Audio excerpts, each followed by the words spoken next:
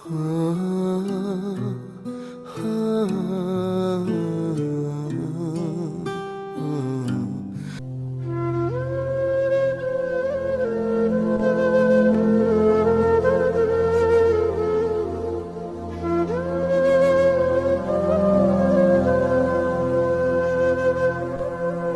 মাস হয়ে গেল, ভাই নেই। আজ তো আবার ভোট। 30 দিন আগেও ভাবিনি এমন একটা সময় আসবে, ওকে ছাড়া দিন কাটাতে হবে আমাদের। ভোটের দিন তো, সহজ প্রিয়াঙ্কারা কতটা আসতে পারবে এই বাড়িতে জানি না, তবে মা যাবেন ভোট দিতে, আমি থাকবো সঙ্গে।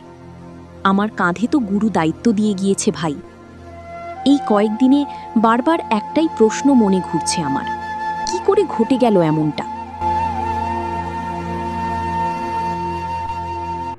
হয়তো আমি পুলিশে এফআইআর করিনি, কিন্তু আমি চাই সঠিক তদন্ত হোক। আমার ভাইকে কি করে হারালাম সেই উত্তর চাই আমি। গত 14 বছর ধরে আমি বাড়ির বাইরে, মা আর ভাই তো একসঙ্গে থাকতো।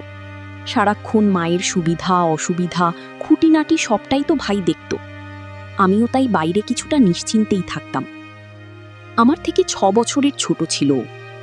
আমাদের সম্পর্কটা ছিল স্নেহ আর সম্ভ্রমের। ছোটবেলায় মাকে বলতাম, ভাই এনে দাও, খেলবো। মা খালি বলতেন, যেই আসুক সে যেন সুস্থ হয়। তারপরে যখন ভাই আসে, ফুটফুটে সুন্দর যেন দেবশিশু। একটুও চোখের আড়াল করতাম না ওকে। আমি তো ভাবতাম বাড়িতে এসেই আমার সঙ্গে খেলবে। সব খেলনা গুছিয়ে রেখেছিলাম একসঙ্গে খেলবো বলে। ছোটবেলার এই মুহূর্তগুলো বারবার মনে পড়ে যাচ্ছে। ছোটবেলায় ও উচ্চারণ করতে পারত না, সেটাও ভারী মজার ছিল। এটা কি ওর চলে যাওয়ার বয়স হলো? মাকে তো সামলাতেই পারছিলাম না। এখনো মাঝরাতে ঘুমের মধ্যে মাঝে মাঝে ডুকরে উঠছেন। সেদিনই ঘুমের মধ্যে মা বলছিলেন, এত আগলে রাখতাম ওকে, তাও ধরে রাখতে পারলাম না। 29 মার্চও চলে গেল। তার 12 দিন আগেই আমি আয়ারল্যান্ড ফিরেছিলাম। প্রায় 25 দিন টানা কলকাতায় ছিলাম। তখন তো আমরা পরিকল্পনাও করেছিলাম যে মা আর ভাই আমার ওখানে যাবে। আয়ারল্যান্ডে কিছুদিন আগে আমি নিজের বাড়ি কিনেছি।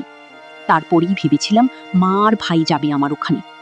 সেই মতো সব আলোচনাও করেছিলাম আমরা। একসঙ্গে কাটানো সেই 25 দিন আমার কাছে এখন স্বপ্নের মতো। আমি আর ভাই একসঙ্গে টি20 ম্যাচ দেখতে গিয়েছি, একসঙ্গে খেতে গিয়েছি। 17 মার্চ তারিখ আমাকে বিমানবন্দরেও তো ছাড়তে গিয়েছিল। তখন কি জানতাম? আমি সায়েন্স টেকনোলজির মানুষ, কিন্তু ভাইয়ের জ্ঞান ছিল বিভিন্ন জিনিস নিয়ে। সহজ কথা ছাড়াও পরিকল্পনা করেছিল আরও চ্যানেল খোলার। একটার নাম ভেবেছিল অবাক পৃথিবী। সারা সপ্তাহে অবাক হওয়ার মতো কিছু ঘটনা কি এক জায়গায় করে বলবে বলে ঠিক করেছিল।